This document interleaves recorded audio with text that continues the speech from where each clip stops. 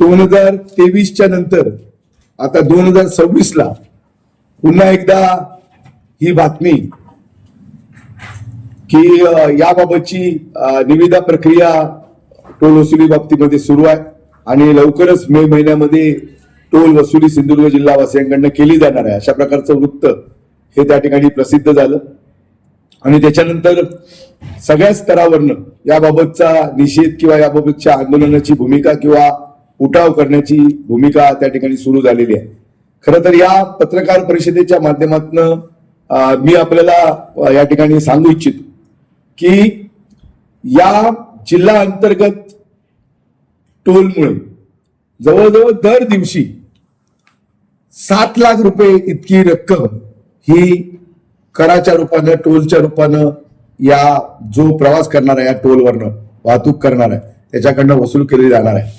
जवळजवळ 2,10,00,000 रुपये हे जवळजवळ महिन्याला या टोलच्या माध्यमातून वसूल केले जाणार आहे आणि म्हणून टोलमुक्त सिंधुदुर्ग ही भूमिका या निमित्तानं आमची आहे।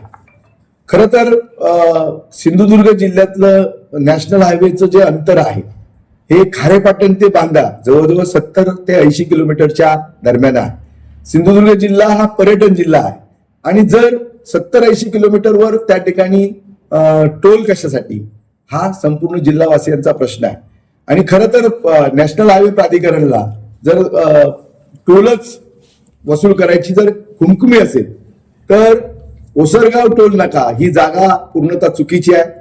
ही जागा पहिल्यांदा त्या ठिकाणी बदलली पाहिजे।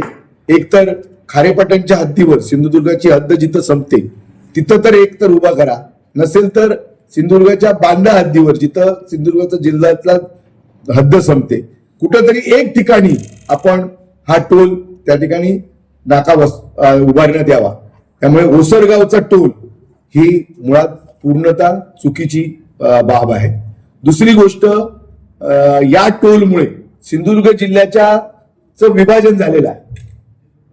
3 तालुके विशेषतः कणकवली, वैभववाडी आणि देवगड आणि इतर तालुक्यातली काही गावं या गावांना याचा रोजचा त्रास हा त्या ठिकाणी सहन करावा लागणार आहे।